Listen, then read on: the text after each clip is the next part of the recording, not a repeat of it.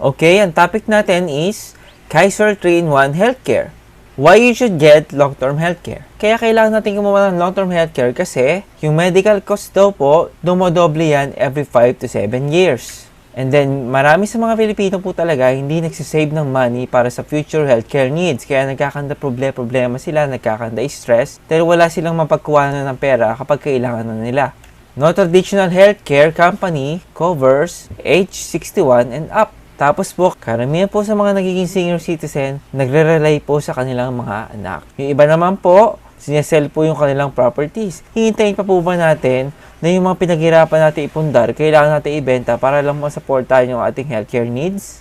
Yung iba po talaga, nasanay na lang po na lagi na lang pong nangungutang para po sa kanilang mga medical needs during retirement. And sabi po dito, in the Philippines, a lot of sick people die not because there is no medicine or treatment, but because they don't have money. Yan po yung masakit na part. Marami naman po tayong magagaling na doctors dito, and marami po tayong mga equipments and facilities para magamot tayo. Pero kahit simpleng sakit lang po, lumalala. Kasi even pampacheck up po, wala. Kaya importante po talaga, hanggat bata tayo, o lalo tayo sa ating productive years, nakakapag-ipon na po tayo para sa ating healthcare needs. Alamin po muna natin kung ano yung basic financial concept. Solid financial foundation. Meron pong healthcare, life protection, debt management, emergency fund, investment.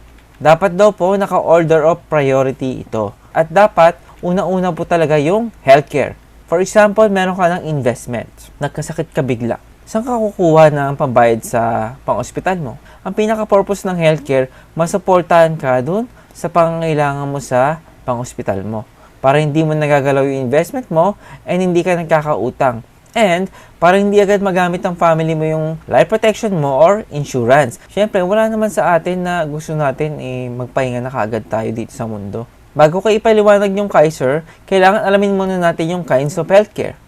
Meron tayong tinatawag na short-term healthcare, also known as HMO, not guaranteed renewal. Kadalasan po talaga sa mga short-term healthcare po, yung money natin na inilalagay dyan, nalulusaw po. Wala po tayong naiipon. Hindi po natin yung madadala sa ating retirement years. Sa senior care naman po, works like HMO for ages 60 and up, pero po, napakamahal na po yan kasi dyan na po tayo sa kitin. Kaya napakamahal na po talaga yan. At yung pangatlo po is yung long-term care, kung saan HMO with health saving account, fixed premium, guaranteed renewal, something that you must get before 60. Mas maganda po ito habang bata tayo, kumukuha na po tayo ng long-term care. Paano ka ba makakapili ng tamang healthcare? Sabi dito, a final test of a good healthcare, dapat daw po, meron short-term healthcare kung saan pwede mo magamit ngayon, meron tayong long-term healthcare kung saan kahit na senior citizen ka na, magagamit mo siya. At meron din dapat life insurance na kasama. At yung pang-apat, dapat daw po merong investment kung saan nag-grow yung money natin. At ang Kaiser International po, meron po lahat ng yan. Pag-usapan na natin yung Kaiser. Yung Kaiser is a 20-year healthcare program kung saan yung first 7 years mo, doon yung accumulation period benefits. Doon ka lang magbabayad. Doon sa ika-8 to 20 year, extended period benefits. Kung saan yung 13 years na yun, wala ka nang binabayaran, pero tuloy pa rin yung benefits mo and yung money na inilagay mo, tumutubo ng tumutubo. And anong mangyayari after 20 years? After 20 years, yun na yung tinatawag natin na long-term care period. Unahin muna natin yung accumulation period benefits sa first 7 years. Diyan yung nag-iipon tayo. Ano mo makukuha pa natin ng mga benefits dyan habang tayo nag-iipon? Number 1, meron po tayong annual physical examination benefits. Libre po yan. Number 2, meron tayong dental benefits. Unlimited check-ups sa mga accredited hospital and clinics ng Kaiser. Tapos meron yung simple tooth extraction. Unlimited din siya. Tapos pwede rin po tayo magpalinis ng ngipin. And then, pwede kang magpa-temporary pasta. Yung third benefit natin is yung basic medical benefits.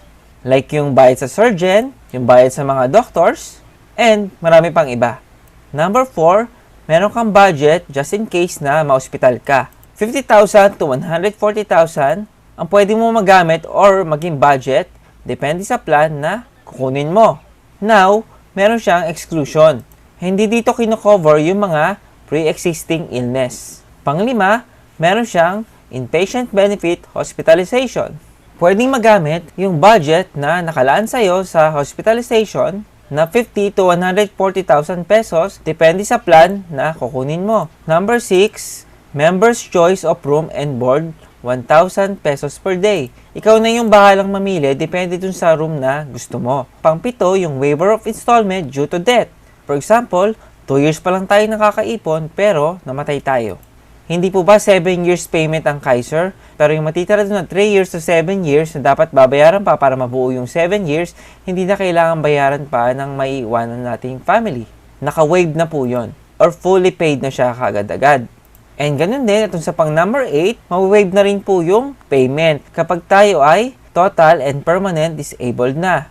Magiging fully paid na rin kaagad siya kahit 2 years pa lang tayo nakakapag-ipon. Pang number 9, meron siyang term life insurance. Dito po sa plan na ibinibigay ko sa inyo example, 450,000 ang ating term life insurance. 20 years po tayong insured dito, hindi lang po 7 years. Pag 10, meron din siyang accidental death insurance. 450,000 din po yon. And dismemberment, for example, 2 kamay yung naputol, 450,000.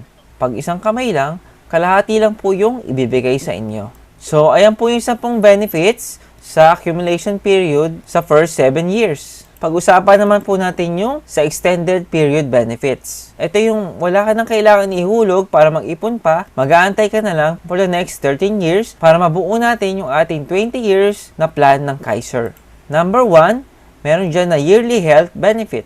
For example po, ang kinuha nating plan, itong example ko po, ang tawag dito is K100, 100K po yan. Ibig sabihin, yung yearly benefit kukuha po ng 10% and yun po yung ibibigay sa atin every year. Pangalawa, yung ating yearly health bonus. Since ang Kaiser po ay meron pong part ng investment, nagkakaroon po tayo ng guaranteed na 7 to 10% na pwedeng maibigay sa atin ng Kaiser every year. Yung pangatlo, accumulation of unused health benefits at 7 to 10%.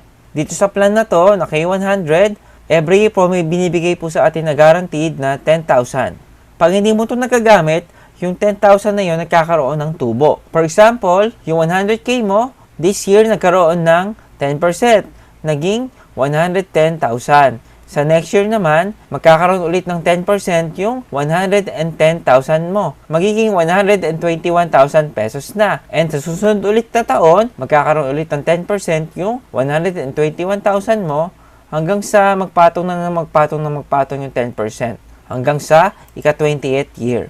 Yung pang-apat po is yung accumulated yearly bonus. Yung dividendo mo, ganun din. Nagkakaroon din siya ng interest. Nadagdag every year yung bibigay sa'yo na dividendo plus yung interest ng yearly bonus. Panglima, pwede na to sa mga inpatient and sa ating mga outpatient.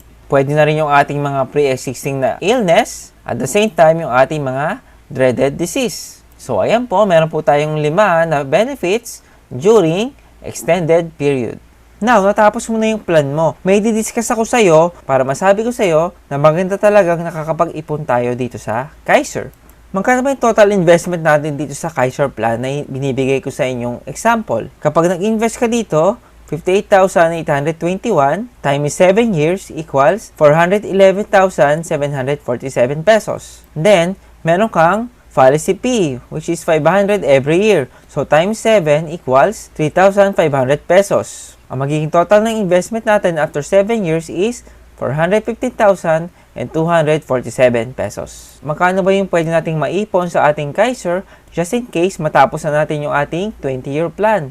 Halos kaparehong amount yan na kung mag-iipon ka sa loob ng 20 years ng 58,821 pesos. Kung makikita nyo itong amount na to na 1,176,420 pesos sa approximate, halos magkalapit sila sa amount na yan. Ang challenge lang, dito sa pag-iipon, 20 years kang mag-iipon dyan. Pero sa Kaiser Ultimate Health Builder mo ilalagay, 7 years ka lang mag-iipon. And yung sa susunod na 8 to 20 years, wala ka ng ibang ipon, then aantayin mo na lang. And kung naisipan mo lang mag-save ng money mo, sa bahay nyo, sa ilalim ng unay nyo, or dito sa piggy bank mo, wala na nga siyang interest, maaari mapag-interesan pa ng iba. Ito yung possible na makukuha natin dito sa ating Kaiser Long-Term Healthcare Period dito sa K100 Plan. Kung nag-start ka at the age of 22, at natapos mo na at the age of 42, ang total accumulated unused mo sa iyong health benefits, assuming na healthy ka, hindi ka nagkasakit, hindi mo nagamit yung sa 7 years na iniipon mo, meron kang 269,750 pesos. Then, magkakaroon ka rin ng long-term care benefit. Guaranteed po yan kahit maubos pa yung funds mo, may 100,000 na ibibigay sa atin ang Kaiser. At kung hindi mo nagamit yung buong 7 years mo habang nagsisave ka sa Kaiser, and magkakaroon ka ng long-term care bonus na 350,000 assuming na hindi mo nagamit yung annual benefit limit na i-provide sa iyo ng Kaiser dun sa iyong accumulation period or dun sa 7 years na tayo ay nag-iipon pa lang ng pera natin sa Kaiser. Then, yung ating accumulated additional healthcare benefits na 446,419. So, ang total accumulated health benefits with bonus na makukuha natin is 1,166,169 pesos. 7 years ka lang naipon dito sa Kaiser, hindi siya nalalayo dun sa total amount kung ipon ka ng 20 years sa sarili mo lang. O ngayon, ano maganda? Ipunin mo yung pera mo sa ilalim ng unan mo or mag-ipon ka na lang sa Kaiser na sobrang dami ng benefits habang ikaw ay nag-iipon at habang ikaw ay naghihintay. After 20 years ng pag-iipon mo, kung 22 years old ka nag-start, 42 ka na nun, meron kang tatlong option. Ang unang option mo, pwedeng withdrawin mo na lahat ang savings na naipon mo sa Kaiser. Yun nga lang, hindi ka na magiging accredited sa lahat ng Kaiser clinics and hospital. Pangalawa, pwedeng mag-withdraw ka lang ng kaunti lang. Kasi, kung ano po yung naiiwan pa rin dyan sa Kaiser o hindi mo pa rin ginagalaw yung savings mo, tumutubo pa rin yung tumutubo continuously.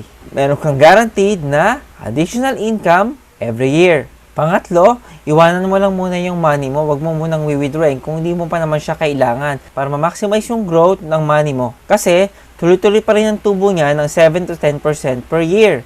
Pagdating mo ng 60 years old, maaaring umabot yan ng total 6,483,800 pesos. Assuming na healthy ka pa rin for the next 5 years, hindi mo pa rin nagagamit yung healthcare funds mo, maaari ka magkaroon ng around 10,442,224 pesos. Ganyan po kaganda yung Kaiser dahil meron kang guaranteed na passive income after 20 years.